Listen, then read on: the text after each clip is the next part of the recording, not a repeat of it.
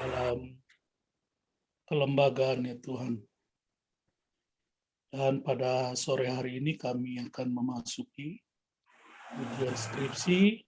Tuhan tolong kami, Tuhan tolong juga untuk Arlinus yang akan mempresentasikan skripsinya.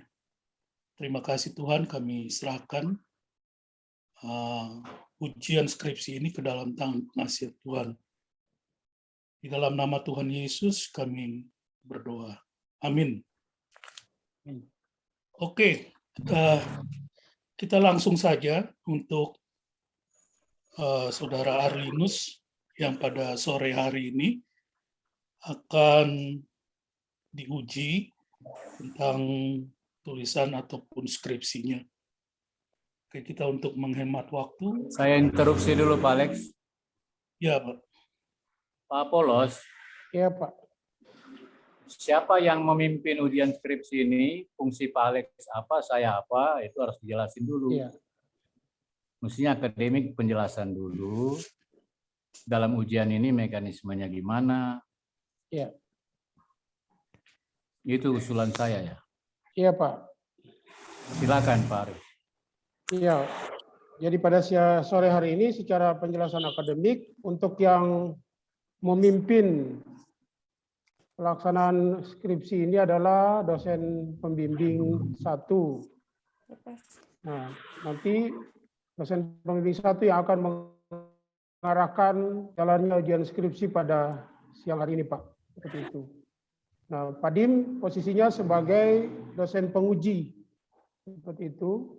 Dan saya sebagai dosen pembimbing 2 sekaligus sebagai juga penguji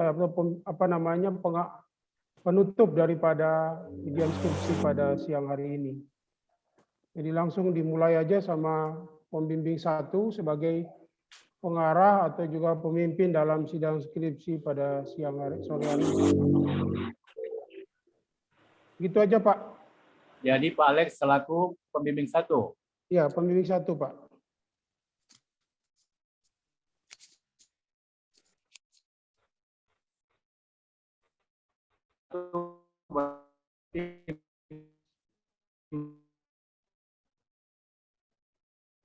Masih yang diuji. Yang diuji.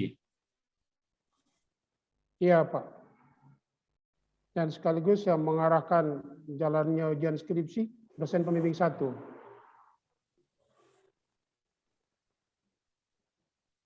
Coba lebih keras suaranya Pak Polos, nggak kedengaran ya? Iya Pak, untuk mengarahkan atau juga memandu kegiatan ujian skripsi pada sore hari ini, dosen pembimbing 1 sekaligus pendamping kepada mahasiswa yang diuji. Saya sebagai dosen pembimbing 2 sekaligus juga bidang akademik nanti akan menutup daripada ujian skripsi pada sore hari ini, dan Pak Dim sebagai dosen penguji pada sore hari ini Pak. Seperti itu. Demikian Ya, Pak penjelasan akademiknya Pak.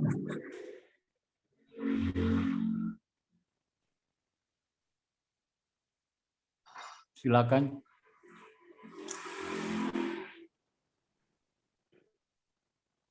Baik, untuk mempersingkat waktu saya memberikan waktu untuk Saudara Arlinus untuk mempresentasikan ataupun memaparkan tulisan skripsinya di hadapan kita semua, baik Pak Dim sebagai penguji maupun juga Pak Apolos sebagai pembimbing kedua dan sekaligus bidang akademis. Tidak perlu terlalu panjang untuk menguraikan itu, tetapi cukup saja apa yang dianggap sebagai sesuatu yang penting dalam skripsi ini, sehingga nanti akan ada tanya jawab yang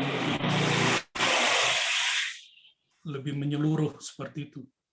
Saya persilakan untuk Saudara Arlinus memulainya. Silakan.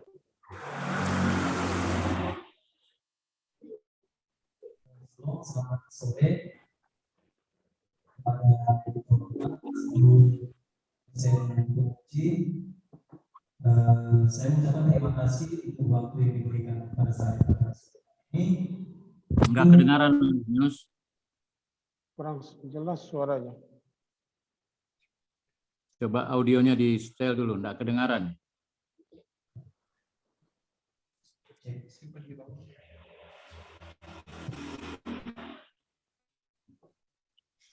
Baik, shalom untuk para dosen penguji yang terkasih. Saya mengucapkan terima kasih untuk waktu pada sore hari ini yang diberikan kepada saya untuk mendapatkan hasil daripada penelitian atau skripsi saya yang berjudul Tinjauan Teologis Ibadah Daring. Sebentar, Arlinus sebentar, coba Mas Yadi di setel dulu. Karena enggak keluar di Zoom-nya ini. Itu suara di ruangan atas saja yang Suaranya kedengaran, kurang. tapi di Zoom-nya enggak kedengaran. Pak Alex dengar? Pak Alex dengar? Jelas. Pak Polos dengar? Dia seperti tumpang tindih, Pak. Apa Tumpang tindih, terlalu Pak. Suaranya agak Coba Arlinus jelas ke sedikit. komputer yang memfasilitasi. Gunakan speaker dari komputer laptop itu aja. Ya, Pak. Arlinus coba ke depan komputer laptop yang dipakai itu.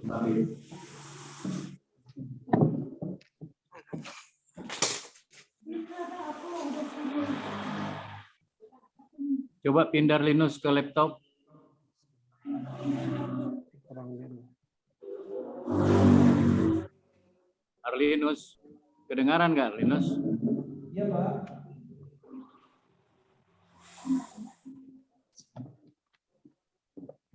Cek. Cek. Ya, Kedengaran, Pak? kedengaran Ya, ya. ini baru dengaran. Oke. Cukup baik.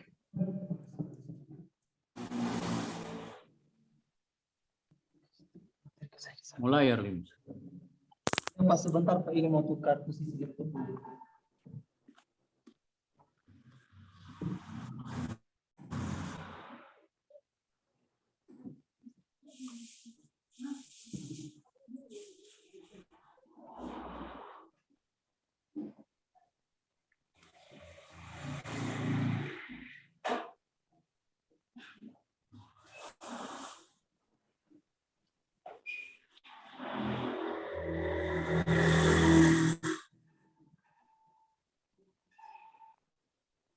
Ayo Arlinus. Shalom.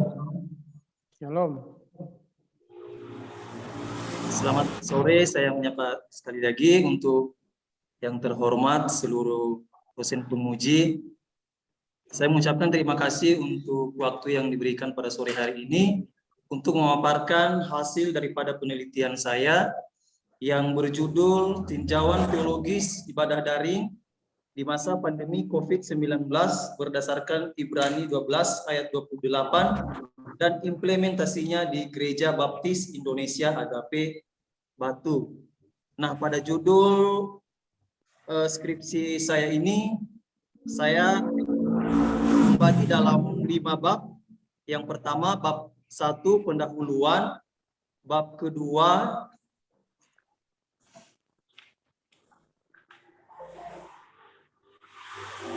ibadah daring sebagai alternatif beribadah pada masa pandemi COVID-19, dan bab 3 adalah makna ibadah menurut Ibrani 12 ayat 28 dan prinsip teologisnya terhadap ibadah daring.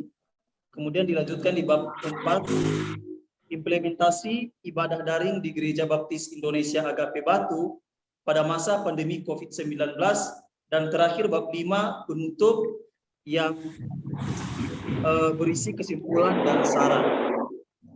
Nah, baik Bapak Ibu, Bapak penguji sekalian, saya langsung saja masuk pada pembahasan di bab 1. Di sini saya menemukan sebagai latar belakang masalah daripada skripsi saya, berdasarkan data yang muncul sejak pandemi COVID-19 di mana di situ hampir semua gereja-gereja di seluruh dunia melakukan metode ibadah daring. Gereja-gereja atau jemaat di seluruh belahan dunia termasuk di Indonesia. Ibadah daring ini dilakukan agar jemaat di setiap gereja dapat saling berkomunikasi atau berinteraksi dalam sebuah ibadah. Seterusnya, di Indonesia berdasarkan data dari gugus tugas COVID-19 pada tahun 2020, bahwa total kasus yang terdeteksi positif COVID-19 terus meningkat, khususnya di Indonesia, maka pemerintah Indonesia memberikan kebijakan yaitu untuk menerapkan social distancing. Maka kemudian social distancing ini ikut diterapkan dalam konteks beribadah. Oleh karena itu, gereja sebagai tempat ibadah seluruh umat Kristen, maka ikut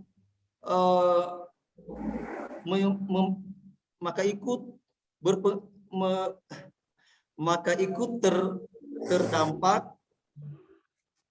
menerima keputusan dari pemerintah itu, yaitu penerapan social distancing di seluruh Indonesia. Ibadah secara daring ternyata sudah lama diterapkan, hanya saja dengan nama yang berbeda pada waktu itu atau pada tahun-tahun yang sudah lama, dengan istilah gereja daring.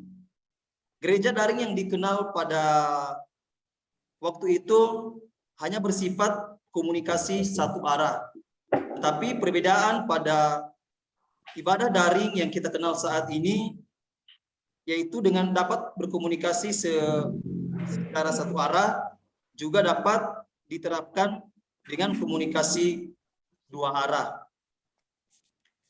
Nah, kemudian saya juga menemukan masalah-masalah yang terjadi setelah saya melakukan mini riset atau menganalisa beberapa peristiwa setelah berjalannya ibadah daring di gereja di mana saya meneliti, yaitu yang pertama,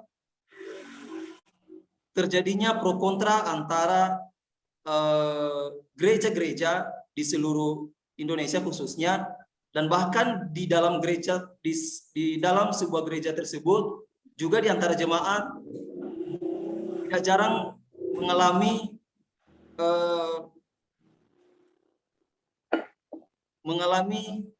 kontradiksi memahami tentang apa ini gereja ibadah daring. Nah, jadi hal-hal yang seperti ini menjadi niat saya atau ketertarikan dari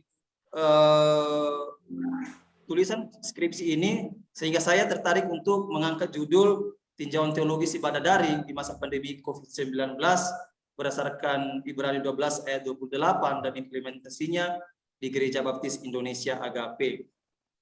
Nah, tetapi di Ibrani pasal 12 ayat 28, di sini di teks di ayat tersebut, saya melihat di situ ada suatu penerapan ibadah yang memfokuskan suatu ajakan. Di dalam surat itu, ibadah yang dimaksud di situ adalah ibadah di mana kita datang atas ajakan daripada Tuhan sendiri yang memanggil kita untuk beribadah kepada Dia. Lalu seterusnya, saya akan membahas bagaimana sebenarnya dasar teologis daripada ibadah daring tersebut.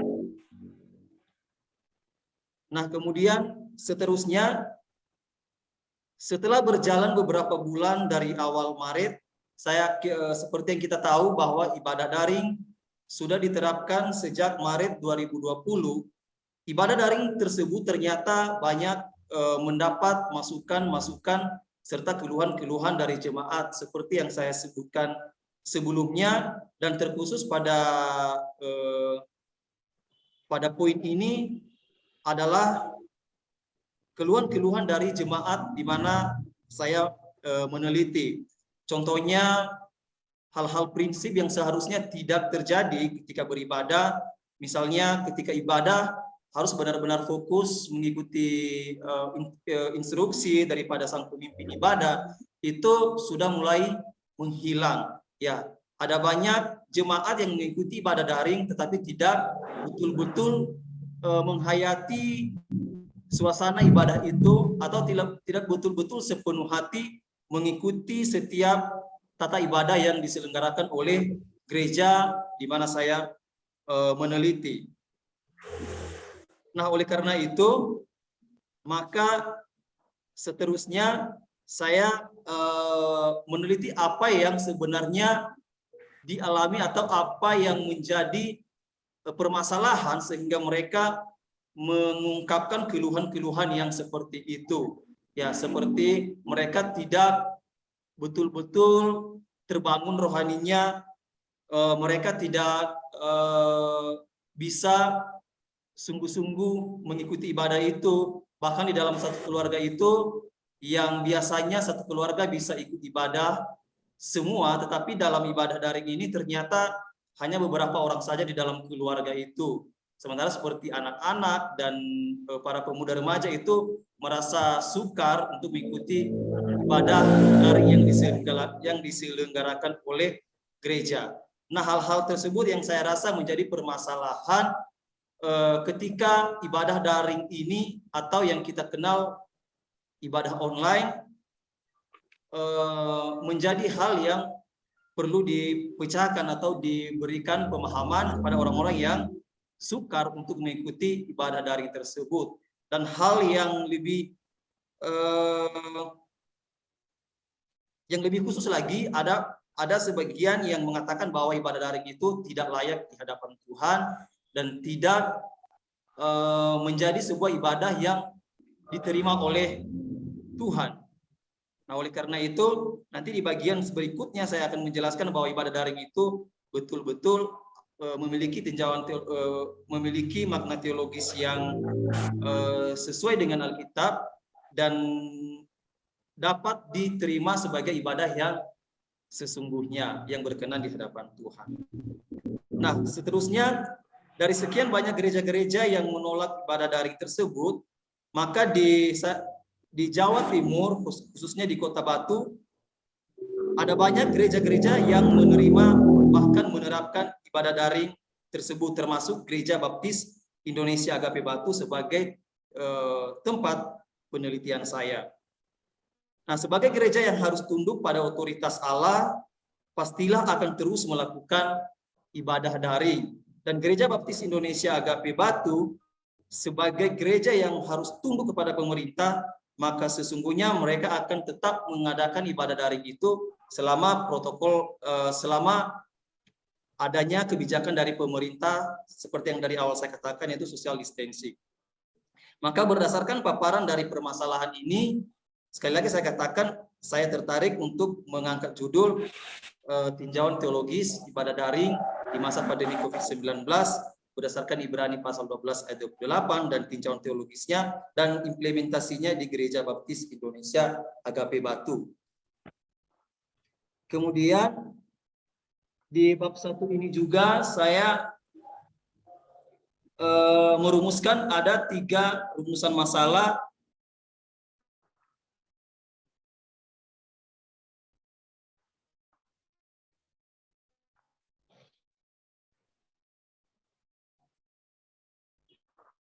Maka berangkat dari latar belakang yang saya paparkan, di sini saya membahas 3 hal penting yang berhubungan dengan konsep ibadah daring, yaitu yang pertama, apakah ibadah daring itu dan bagaimana konsep pelaksanaannya. Kemudian yang kedua, bagaimana pandangan Ibrani pasal 12 ayat 28 tentang ibadah dan prinsip apa yang dapat diterapkan berkaitan dengan ibadah daring.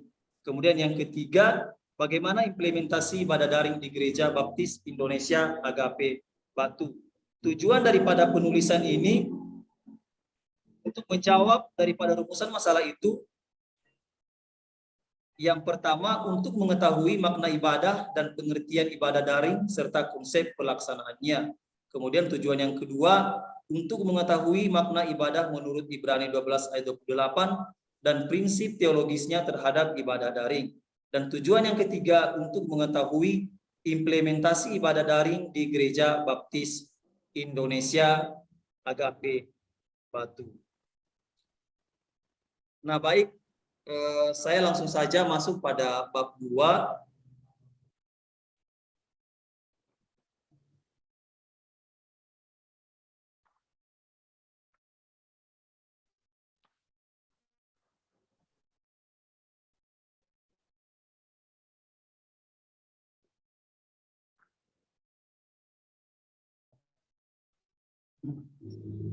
Bab 2 dengan judul ibadah daring sebagai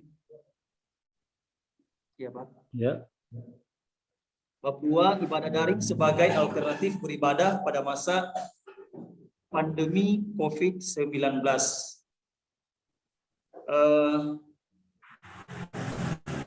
Bagian A-nya pengertian ibadah. Nah, di sini saya mendefinisikan secara umum bahwa ibadah adalah aktivitas manusia untuk menyembah dan menyatakan rasa hormatnya kepada Yang Maha Kuasa, baik secara bersama-sama maupun secara pribadi dengan cara yang beragam sesuai dengan permintaan. Mohon pembimbing 1 mengarahkan secara praktik, kan udah dijelaskan garis besarnya. Sekarang saya ingin bertanya. Pembimbing 1, silakan. Ya, jadi begini, dalam presentasinya Saudara Linus harus menguraikan urgensi daripada penelitian skripsi Anda itu apa. Kemudian dari penelitian saudara itu, saudara dapatkan apa yang menjadi data di lapangan itu, itulah yang sebenarnya harus dipresentasikan secara umum gitu ya. Nanti yang lebih mendalam nanti akan ada pertanyaan-pertanyaan dari penguji yang lebih dalam lagi untuk mengeksplor hasil penelitian saudara. Jadi yang pertama saudara, urgensi daripada penelitian saudara itu didasarkan pada apa?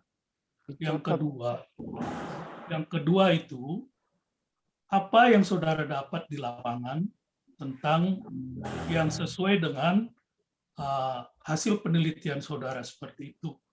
Nah, cukup itu saja. Kemudian kita masuk nanti akan lebih dalam lagi melalui pertanyaan-pertanyaan dari penguji skripsi pada saat ini. Silakan, Saudara Arlinus. Mulai dari urgensi penelitian saudara itu, apa yang mendorong saudara untuk meneliti apa yang menjadi concern saudara dalam penelitian ini, kemudian apa yang saudara dapatkan di lapangan tentang penelitian saudara ini. Cukup sampai di situ saja. Silakan. Ya, baik, Pak. Jadi urgensi daripada penelitian ini, mungkin saya berangkat dari rumusan masalah, dari 3 rumusan masalah tadi. Yang pertama, apakah ibadah itu dan bagaimana makna ibadah daring?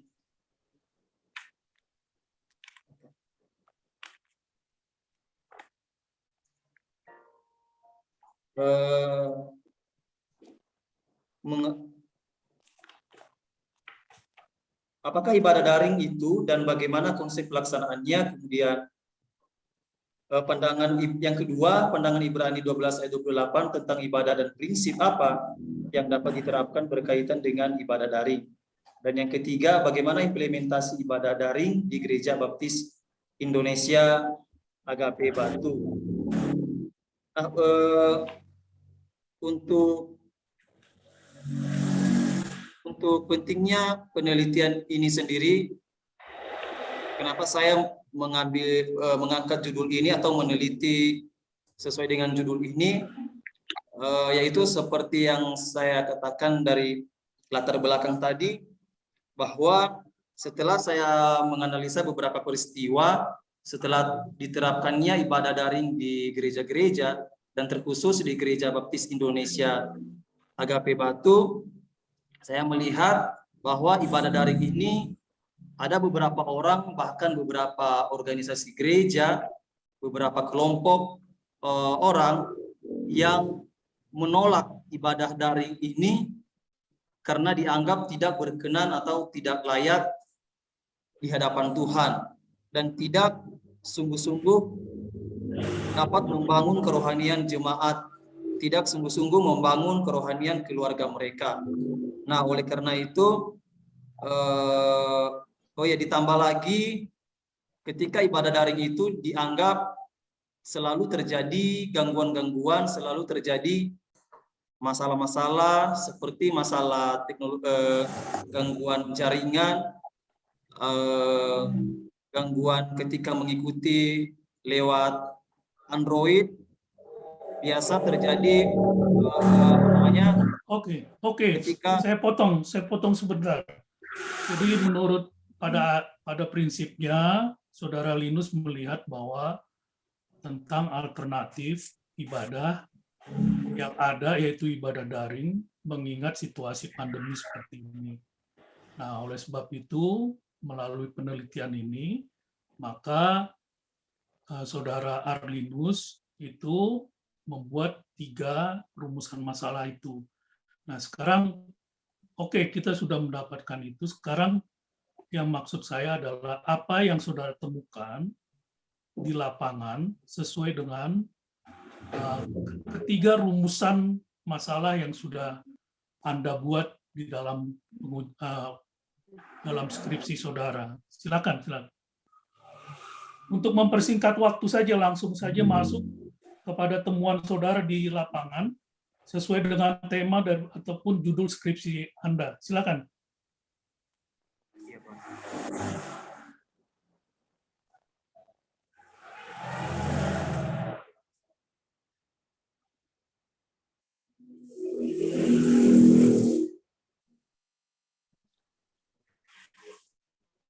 baik, untuk rumusan masalah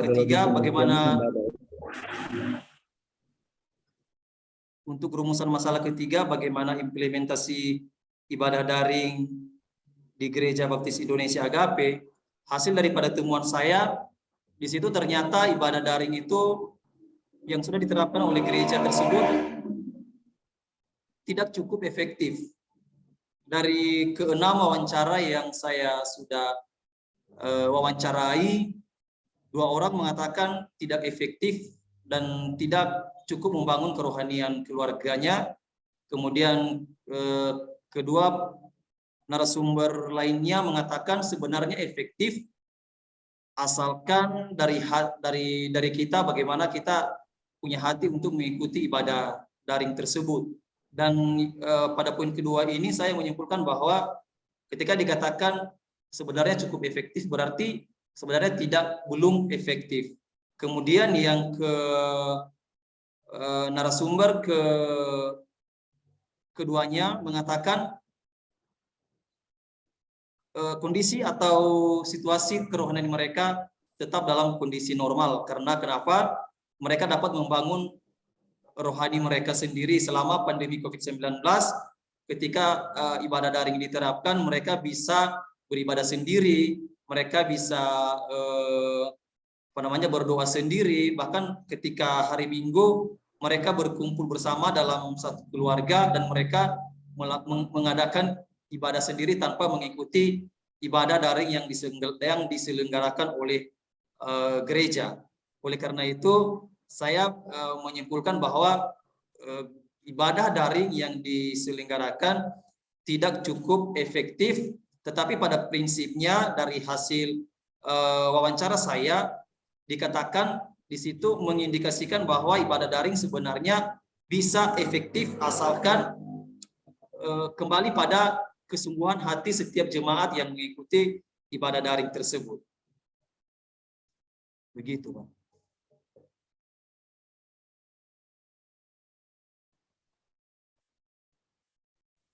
Baik, telah dipresentasikan oleh Saudara Arlinus. Jadi pada prinsipnya Saudara Arlinus mendapatkan bahwa ibadah daring itu kurang efektif karena adanya kendala-kendala yang dihadapi oleh jemaat seperti itu. Nah, oleh sebab itu, mari kita akan memasuki ke dalam, memperdalam lagi daripada skripsi Saudara Arlinus. Silakan, Adim, kita mulai dengan pengujian.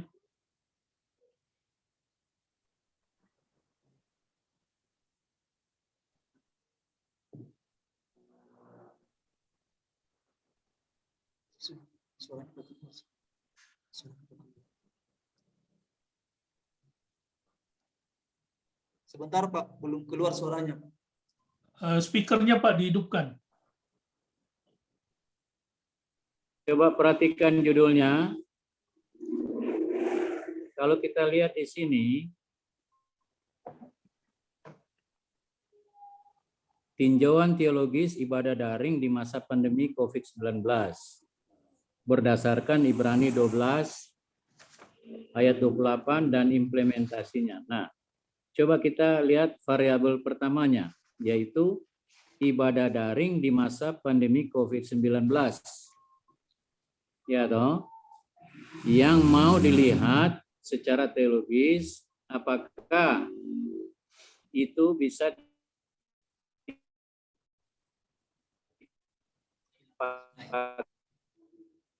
menjadi sebuah alternatif dari Saudara Arlinus, dari penulis, jadinya tidak konsisten dengan judul. Coba lihat bab 2 dibacakan, Arlinus. Iya Pak. Judul bab 2. Bab 2. Judul bab 2 dibaca.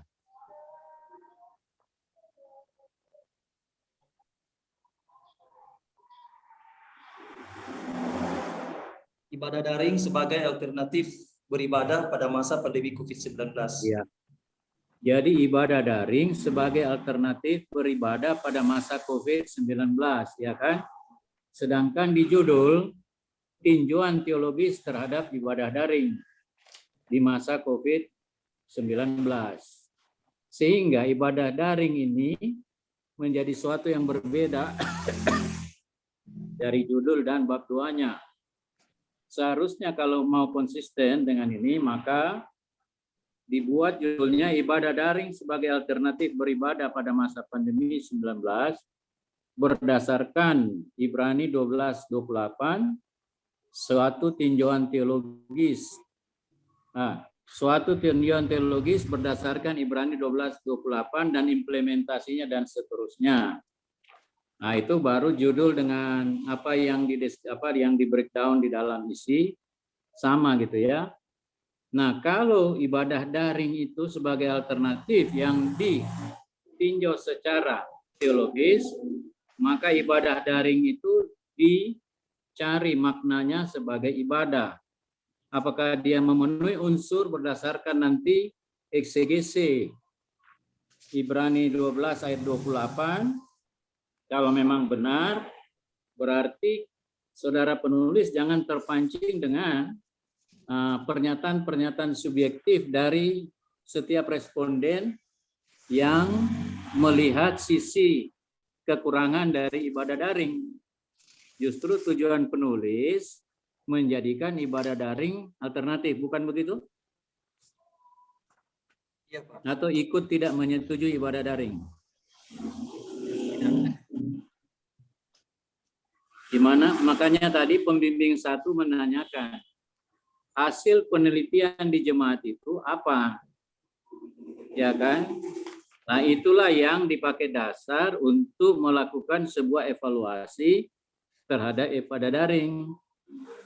Kalau itu masalahnya hanya hal-hal pinggiran seperti pulsa, jaringan dan lain sebagainya, itu terlalu teknis yang bisa diatasi.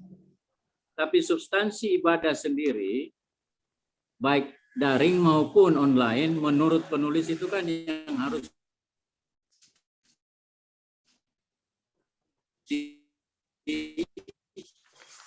dipertegas kan sesuai. Hingga kalau saya baca, cara penulis membaca hasil penelitian itu sangat subjektif. Bahkan parameternya tidak dibuat. Mestinya semua responden itu pertanyaannya ada ukurannya. Apa yang mau ditanya dan diukurnya untuk melihat atau hanya mempersoalkan hal-hal yang di pinggir.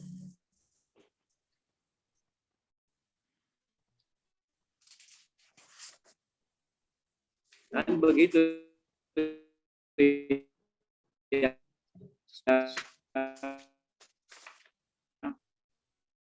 Jadi orang hanya melihat tidak pakai baju formal, menjadi tinjauan teologis tentang ibadah menurut Ibrani 12:28.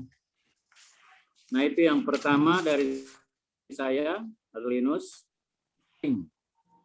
Berarti ibadah daring itu yang akan ditinjau secara teologis.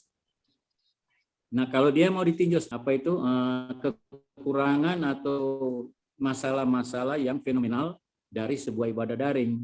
Mengerti maksudnya, Linus? Jadi yang mau ditinjau itu kan ibadah daring. Dari perspektif mana? Dari pemahaman tentang apa itu ibadah, esensi ibadah atau apa? Baru bisa berbicara tentang hasil responden itu dan rekomendasi penulis untuk tulisannya ini. Kalau di sini kan jadinya kadang-kadang tidak ibadah daring itu tapi sering juga nanti menurut jemaat tidak mendukung, tidak menumbuhkan iman. Lalu apa yang dicapai oleh penulis? Menyimpulkan ibadah daring itu sama nilainya dengan ibadah online, onsite, ataukah ibadah daring dapat dipakai sebagai alternatif terhadap onsite jika memang pandemi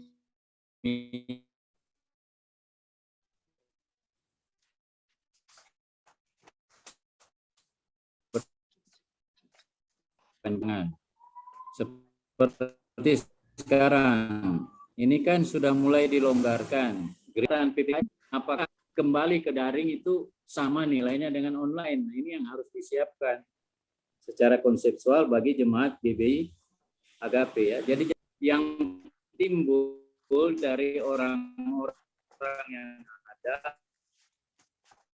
hanya karena dia tidak mengerti adalah apa sih esensi ibadah, ya kan?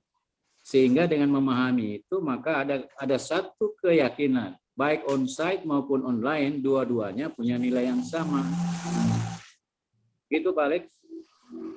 Ya. Jadi judulnya jadi, mungkin Pak, perlu. Ya, baik. Sebenarnya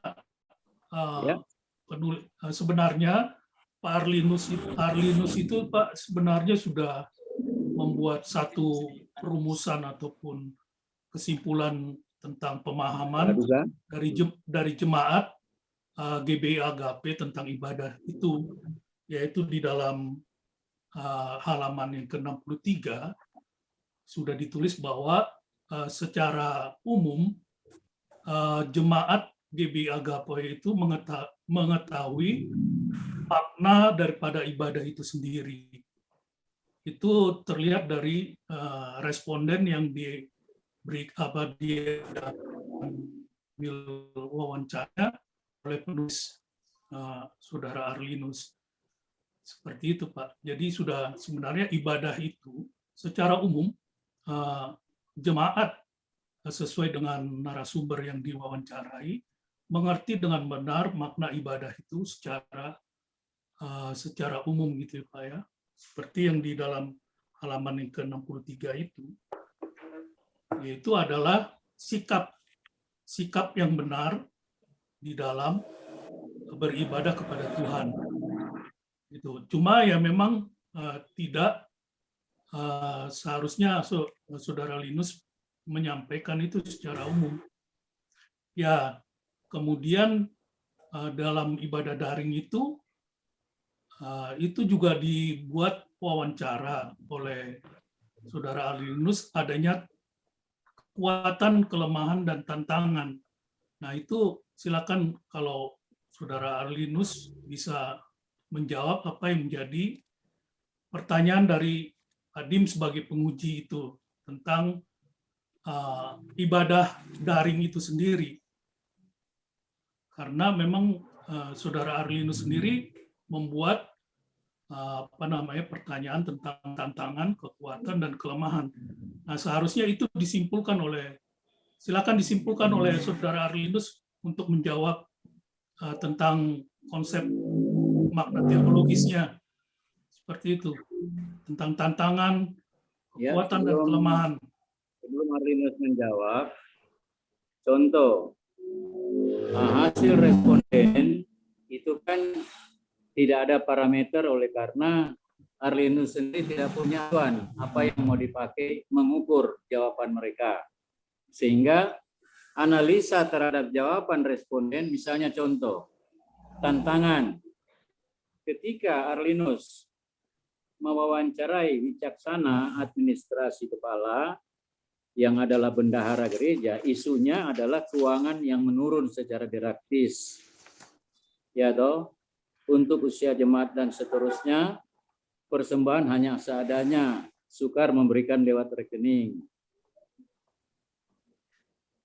Nah, hal-hal yang subjektif menurut bendahara gereja, bukan ibadah ini yang dia jawab. Yang dia lihat adalah persembahan gereja menurun. Karena apa? Masalah-masalah teknis. Apakah tidak bisa ada pengaturan ibadah daring yang tetap bisa mendorong jemaat memberikan persembahan? Tapi ini kan juga sudah fokusnya di luar ibadah ya. Misalnya lagi, Mela Krishna, adanya jemaat yang tidak mampu membeli paket data. Apakah kalau itu terjadi tidak ada jalan keluar? Seharusnya gereja dana diakonianya itu kan dievaluasi kembali. Kalau memungkinkan mereka yang tidak mampu membeli data, diberikan data lewat dana diakonia gereja. Jadi jangan kaku anggarannya. Karena itu ada kemungkinan dalam kondisi itu tidak ikut ibadah. Kemudian ada Bagaskara, pro kontra yang masih terjadi oleh beberapa jemaat. Tidak semua jemaat mampu membeli paket. Itu kan siasat gereja bagaimana memanage keuangan gereja. Yudi Erwanto, turunnya pemasukan gereja. Ibu Lestari, tidak semua jemaat mengerti IT. Dalam hal ekonomi, banyak jemaat yang belum tentu sanggup beli paket. Nah, ini kan harusnya diinventaris. Terhadap tantangan itu, apa yang harus dilakukan gereja? Sebab di sini kan ditekankan ibadah daring itu alternatif. Sehingga kalau pandemi berkepanjangan, kan mau tidak mau dia harus dijalankan. Begitu ya, Arlinus? Atau tidak perlu dijalankan? Perlu tetap dijalankan. Karena nanti pada nah, kalau jemaat tidak disamping, pada poin berikutnya nanti ada hal-hal yang perlu dikembangkan dalam penerapan ibadah daring itu. Di situ saya memberikan penekanan bahwa ibadah daring itu baiknya terus diadakan meskipun misalnya nanti pandemi sudah berakhir, tetapi ibadah daring tetap dilaksanakan. Iya, tapi analisa terhadap jawaban responden itu yang tidak dibuat. Misalnya masalah paket data, berapa orang dari sekian responden. Nah, ternyata yang menjadi isu utama itu paket. Nah, kalau mengalami kendala itu apa solusinya kan gitu. Jadi data ini harus dibuat tabel. Dari sekian responden yang menjawab kendala paket itu 60% misalnya atau 70%. Kalau saya lihat di sini kan tantangan itu hampir semua mengatakan masalah paket.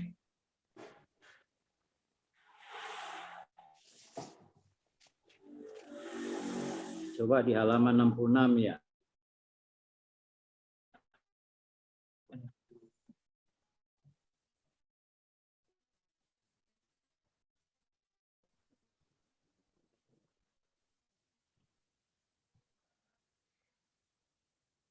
Hilang Pak suaranya.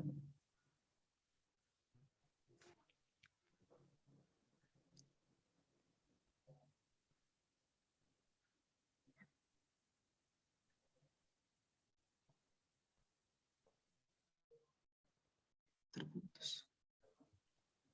Maaf Pak, terputus Pak.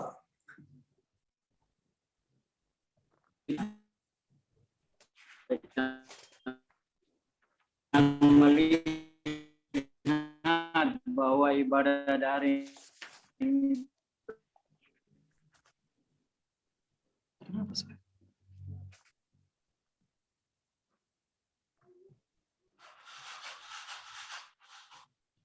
Udah keluar. Ya, terkendala nih. Jaringannya Pak Dim nggak ada. Saya kurang dengar, putus.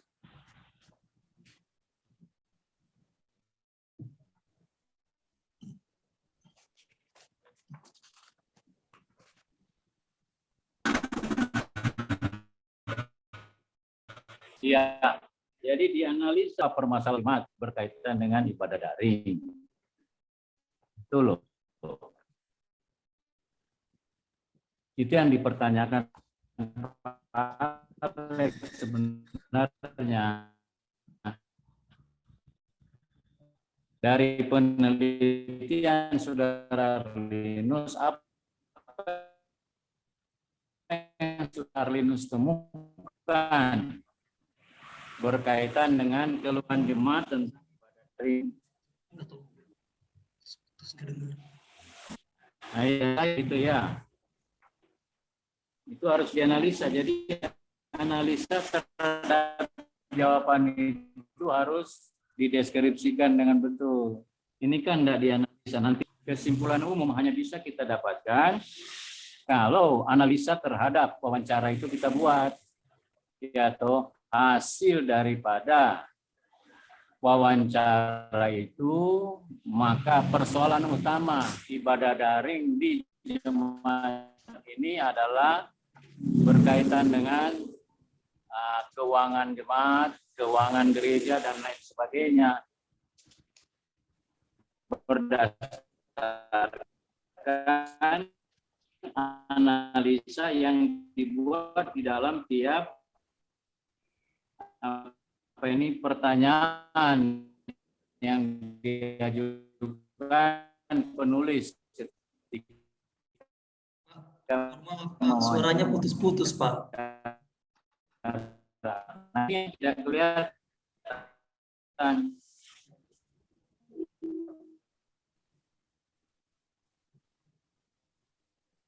Oke, jadi begini pada intinya penguji. Jadi ingin penulis melihat, tidak boleh ya Pak, kalau terputus tadi.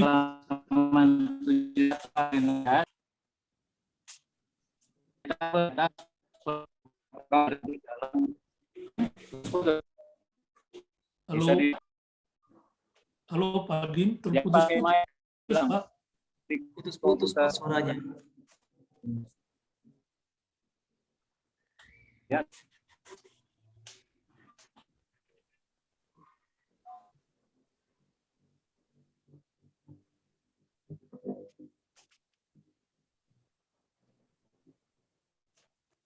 Halo Pak Dim, putus-putus Pak, hilang suara Pak.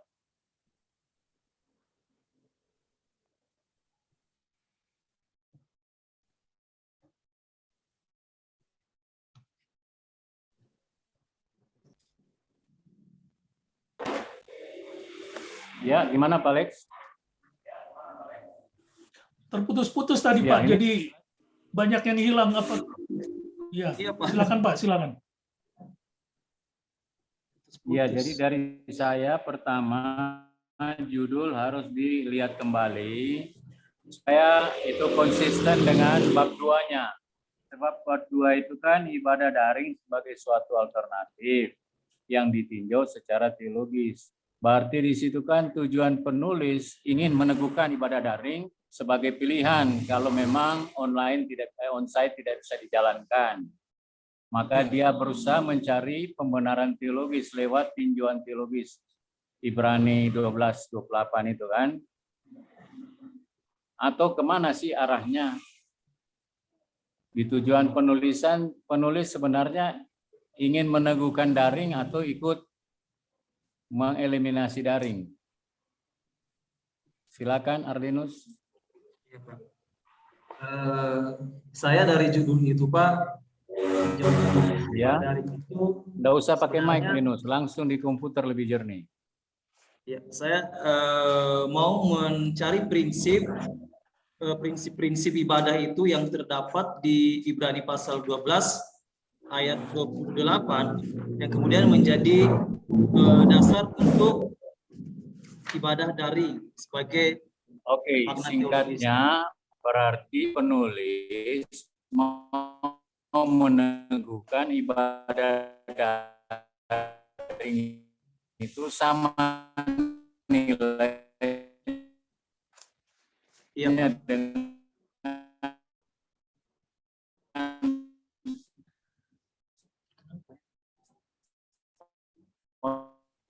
onsite, begitu. Iya, Pak. Jadi saya penulis di sini mau Teologis Ibrani. Karena Baik. Jadi begini, maaf Pak Dim, saya coba untuk memberikan yang lebih jelas lagi kepada Arlinus. Jadi begini, Arlinus, kamu sudah membuat satu rumusan masalah. Ada 3 rumusan masalah yang akan kamu teliti di lapangan. Nah, seharusnya dari 3 masalah itu kan sudah jelas. Yang masalah perumusan masalah itu adalah sudah jelas tentang ibadah daring. Kemudian secara teologisnya di nomor 2, kemudian implementasinya. Nah, coba kamu jelaskan sebenarnya. Jadi di bab 2 itu menjadi masalah karena saudara Arlinus membuat alternatif di situ, sedangkan di judul utamanya itu tidak ada kata alternatif. Coba kita lihat Arlinus, judul kamu ini saya bacakan, tinjauan teologis ibadah daring di masa pandemi COVID-19. Nah, sedangkan di bab 2 itu ibadah daring sebagai alternatif. Nah, ya, ibadah daring sebagai alternatif beribadah pada masa pandemi. Nah, sedangkan dalam seharusnya bukan sebagai alternatif, tetapi ibadah daring sebagai ibadah daring untuk masa pandemi. Nah, itu yang masalah. Jadi alternatif itulah yang dibilang oleh penguji akan melihat secara teologisnya. Padahal sebenarnya yang ingin kamu lihat adalah apakah ada pemahaman yang benar di dalam jemaat GBI Agape tentang makna ibadah itu sesuai dengan apa yang kamu coba eksegesekan tentang makna ibadah sesuai dengan Ibrani 12 ayat 28.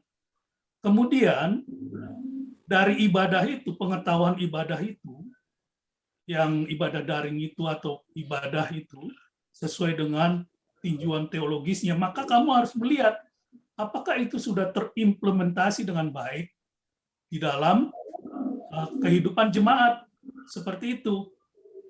Nah, jadi memang apa yang dikata penguji, kalau narasumber ditanya, pertanyaan dan jawabannya itu tidak sesuai, ya, karena yang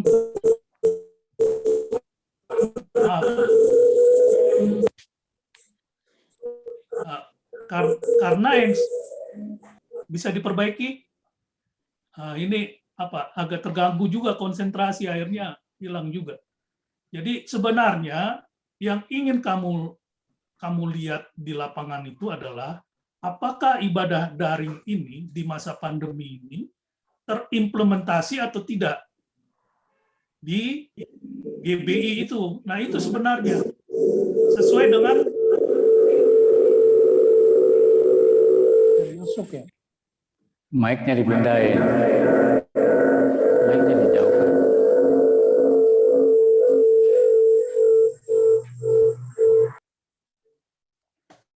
jadi bab 2-nya judulnya cukup saja ibadah daring di masa pandemi COVID-19. Seperti itu saja di bab 2-nya. Jadi tidak boleh pakai alternatif itu. Nah, seperti itu. Nah, sekarang kan ada tantangan, kan ada kelemahan, kan ada kekuatan dan sebagainya. Nah, itu yang dibilang oleh Pak Dim itu tidak mengerucut dia ke pertanyaan substansinya, yaitu dua itu. Substansinya dua, yaitu rumusan masalah yang kamu rumuskan itulah sebenarnya pengajuan atau mengajukan pertanyaan, yaitu apa ibadah itu sebenarnya menurut narasumber. Kemudian secara teologis dia mengerti atau tidak. Baru implementasinya, bagaimana menerapkannya itu di dalam kehidupan dia sebagai jemaat. Seperti itu. Jadi itu pertanyaannya kurang terfokus kepada rumusan masalah yang sudah kamu rumuskan. Apa ada tambahan? Silakan, Arlinus. Silakan kalau mau menjawab. Ya, Pak. Yang tadi yang untuk bab 2, kenapa saya memberikan judul ibadah daring sebagai alternatif dalam beribadah. Di situ sebenarnya saya mau menekankan bahwa nanti ada ini saya catat gitu, bahwa ibadah daring itu memiliki makna yang sama dengan ibadah fisik yang biasa kita kenal di dalam satu gedung atau ibadah yang langsung kita hadiri seperti itu. Makanya saya mengatakan jadi ibadah daring itu dapat menjadi alternatif dalam beribadah, karena dalam pengertian atau dalam maknanya sama seperti itu. Itu yang pertama tadi.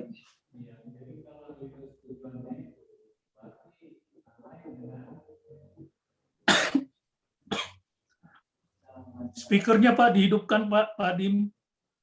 Speakernya dihidupkan.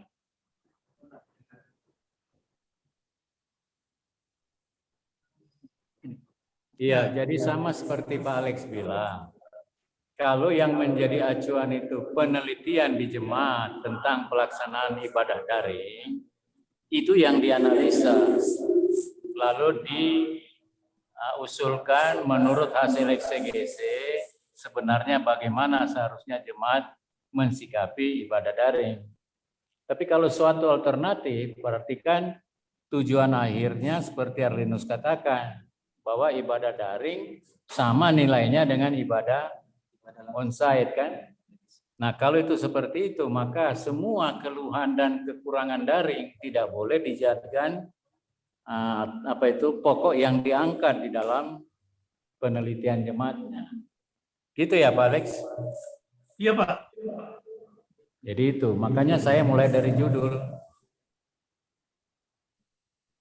Kalau judulnya pakai alternatif, berarti ya tujuan penulisannya mendorong jemaat agape, ya kan, melihat ibadah daring sama nilainya dengan onsite, sehingga kekurangan-kekurangan atau keluhan-keluhan jemaat harusnya diabaikan karena itu bukan esensi ibadah kan.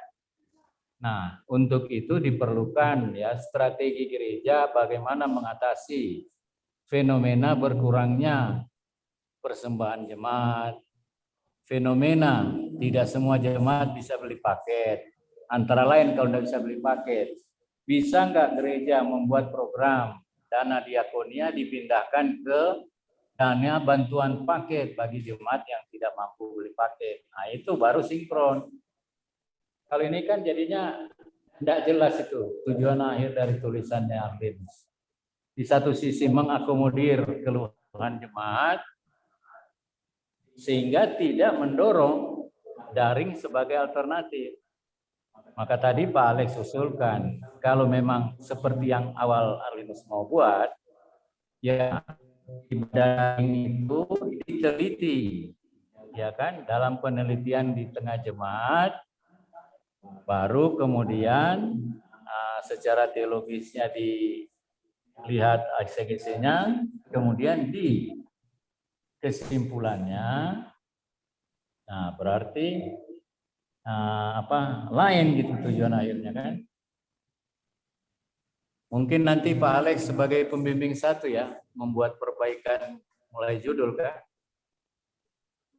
Iya, Pak. Ya, saya tambahkan.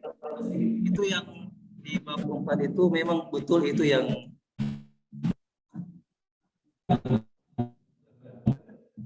di bab 4 itu Pak, itu yang bersifat teknis aja yang saya jelaskan, di mana di situ ada kelemahan, kekurangan, tantangan dan peluang.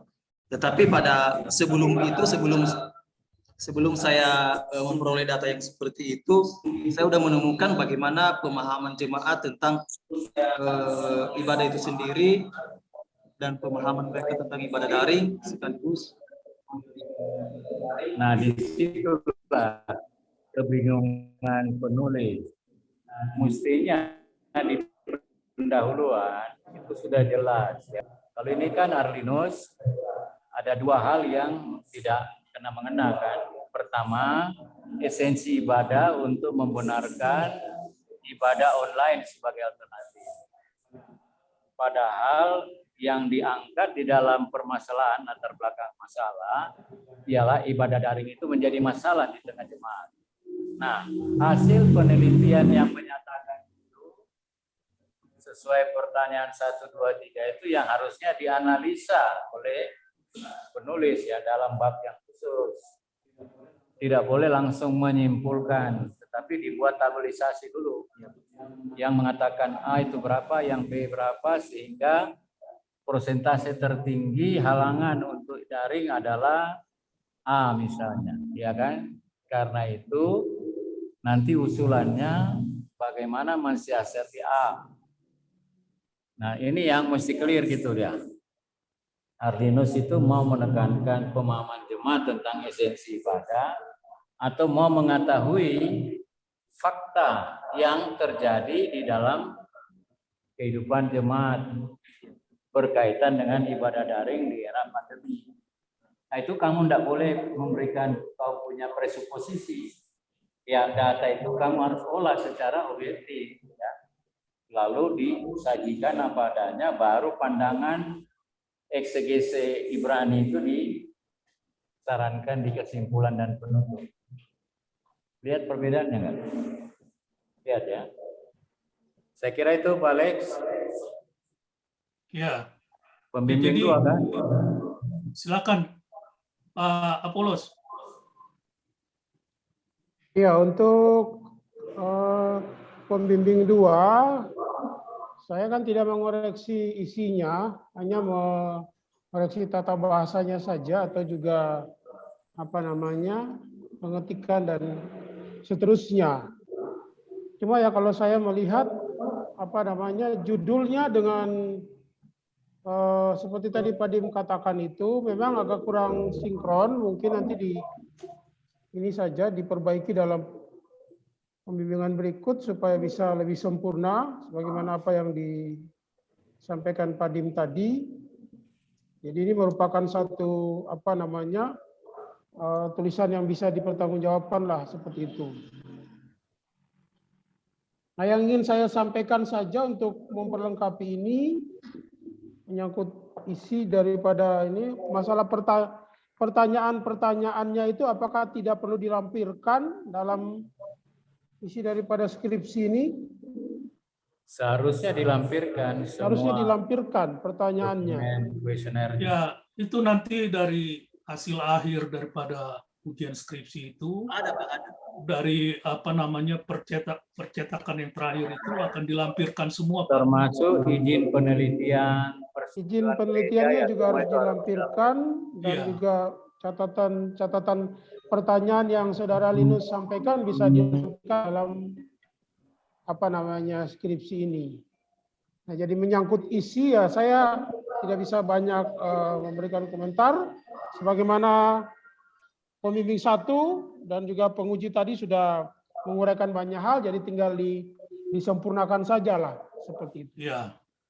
Ya, itu aja mungkin dari saya pembimbing 2. Oke, ya.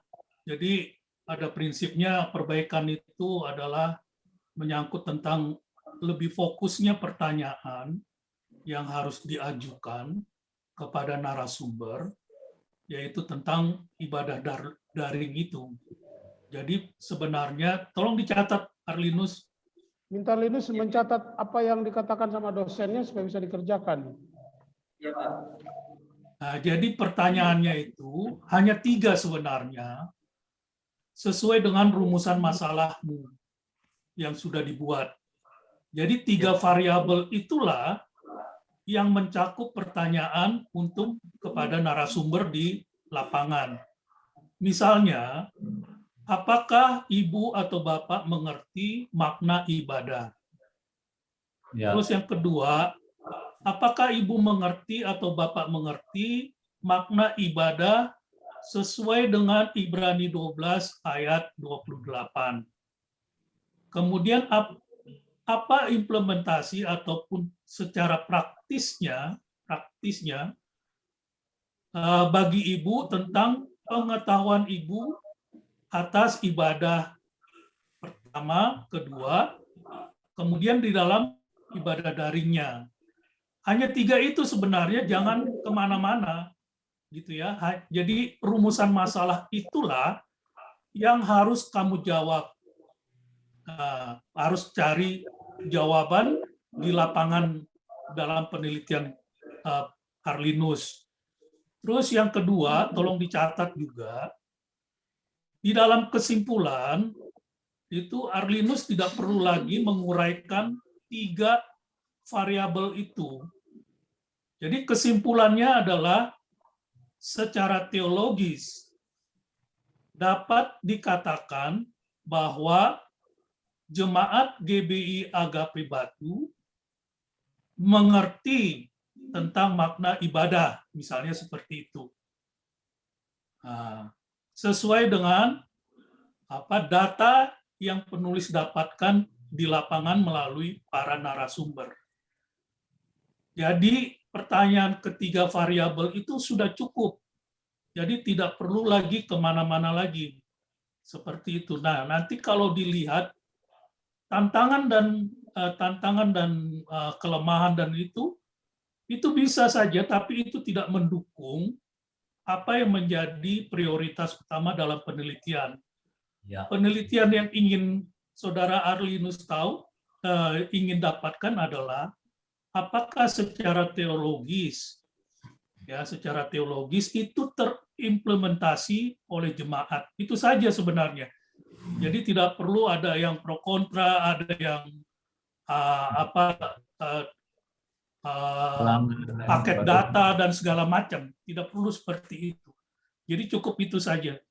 Saya rasa itu catatan yang perlu dibuat oleh Saudara Arlinus, kemudian supaya lebih fokus lagi pertanyaan. Jadi rumusan masalah itulah yang harus dijawab di lapangan, kemudian dalam kesimpulannya, apa yang kamu dapat sesuai dengan judul yang kamu buat. Sebenarnya secara sederhana saja seperti itu. Jadi tidak perlu lagi dalam kesimpulan dibuat poin-poinnya lagi 1, 2, dan 3 dan segala macam seperti itu. Hanya cuma kamu ingin melihat secara teologis ini terimplementasi atau tidak. Itu saja. Seperti itu ya Arlinus ya. Iya Pak. Oke. Pak, mohon maaf Pak, yang ketiga tadi Pak, apa Pak? Yang ketiga itu rumusan masalah, rumusan yang ada rumusan masalah Bu itu. Implementasinya di jemaat. Yang ketiga itu implementasinya. Apakah pengertian-pengertian itu sudah terimplementasi walaupun harus melalui ibadah daring? Nah, seperti itulah kira-kira. Ya, jadi bidang akademis sekarang saya kira memberi waktu. Iya. Oleh karena waktu kita yang sudah berjalan, sudah 1 jam 10 menit, jadi dari bidang akademis ya mungkin kita memberikan catatan-catatan saja kepada Saudara Arlinus ya, nanti akan berkonsultasi lagi dengan dosen pembimbing seperti itu. Ya, nanti akan ada mungkin perbaikan-perbaikan, nanti bisa berkonsultasi langsung dengan pembimbing seperti itu. Nah, Ya, mengingat maksud waktu saya, ini adalah ujian skripsi, penyataan kelulusan, jadi kita akan memberikan penilaian. Nah, sekarang saya kembalikan ke dosen pembimbing, apakah menunggu ataukah bagaimana? Hari ini juga memberikan penilaiannya, seperti itu. Ya, saya rasa kita langsung saja memberikan penilaian karena untuk perbaikan itu tidak lama lah seperti itu. ya minta maaf akademik Pak Polos. Iya Pak. Yang saya maksud itu perbaikan tadi diberikan kesempatan kepada penulis itu berapa lama? Iya. Karena saya tidak bisa memberi penilaian sekarang kalau belum ada perbaikannya ya kan. Kalau nanti perbaikannya salah dia pahami lagi kan tambah kacau nanti skripsi di. Ya, makanya saya bertanya tadi Pak, belum langsung berikan penilaian hari ini Pak. Saya kan bertanya tadi. Ya, sebaiknya kalau saya setelah perbaikan, berarti otomatis penilaiannya menunggu setelah perbaikan skripsi, ya. Saudara Arlinus, seperti itu. Karena banyak pengalaman kita tunggu perbaikan dada karena sudah ada nilai, akhirnya lewat. Iya Pak. Tetapi ini mengingat sudah akhir semester, jadi pembimbingannya atau penilaiannya ini semester depan saja baru disampaikan Pak, seperti itu. Karena harus membutuhkan waktu untuk ke lapangan lagi dan harus perbaikan skripsi daripada Saudara Arlinus. Iya, bidang akademis memberikan deadline waktu perbaikan 2 minggu, 3 minggu. Supaya setelah itu penulis membagikan itu ke pembimbing 1, 2, dan penguji untuk melihat apakah saran perbaikan telah dikerjakan sesuai dengan yang disampaikan pada hari ini. Iya. Ya Pak, mengingat waktu kita kan tinggal berapa? 1 minggu aja untuk semester ini. Nah sekarang Saudara Arlinus, apakah dalam 1 minggu ini bisa dikerjakan perbaikan skripsinya? Dengan Pak Pembimbing bagaimana dalam 1 minggu ini? Karena minggu depan sudah memulai masa liburan. Bisa. Bab 4 ya Pak? Bisa ya Pak? Ya, 1 minggu, nggak apa-apa. Bab 4, bab 5. Bab 2 juga kamu harus modifikasi. Ya, bab 2 juga harus diperbaiki. Juga daftar-daftar wawancara dimasukin semua. Jadi 1 minggu ini Pak, kita memberikan waktu kepada mahasiswa Saudara Arlinus untuk perbaikan. Setelah itu baru ada penilaiannya Pak. Seperti itu. Ya. Arlinus butuh waktu lagi cukup. Masalahnya dia mau libur nih. 1 minggu udah cukup Pak. Rencana libur tanggal berapa? Tanggal 20 Pak, sudah mulai libur. Berarti dia ditunggu sampai tanggal 20 dong. Ya, dia kalau tidak selesai tidak bisa berlibur, harus diselesaikan skripsinya.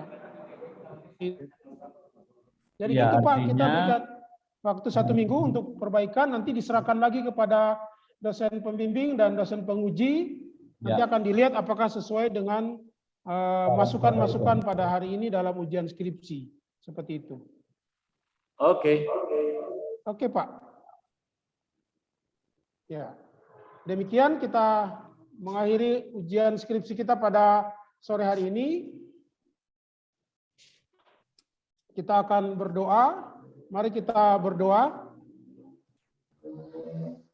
Bapa di surga, kami bersyukur bahwa pelaksanaan ujian skripsi bagi Saudara Arlinus sudah dilaksanakan dan ada perbaikan-perbaikan, ada penyempurnaan-penyempurnaan yang harus dikerjakan. Biarlah Tuhan memberikan pemikiran dan fokus kepada Saudara Arlinus dalam 1 minggu ini untuk berkonsultasi dengan dosen pembimbing untuk perbaikan skripsi yang ada. Terima kasih untuk semua yang boleh terlibat, baik Pak Alex, juga Pak Dim, juga Arlinus, dan juga hamba-Mu sendiri. Kami bersyukur dan mengakhiri pertemuan kami dalam ujian skripsi pada sore hari ini. Dalam nama Tuhan Yesus kami berdoa, amin. Amin. Amin. Ya, demikian ujian skripsi kita selesai. Terima kasih, Pak. Bisa foto dulu supaya bisa menjadi ini. Minta tolong Arlinus foto untuk menjadi dokumen.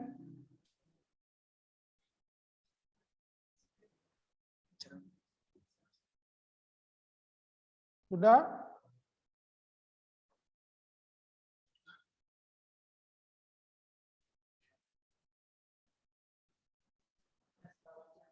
Oke. Terima kasih. Ya, Pak. Waktu Terima kasih, selanjutnya, Pak, Sudah. kita akan berbicara. Sudah? Untuk tim reakreditasi, Pak.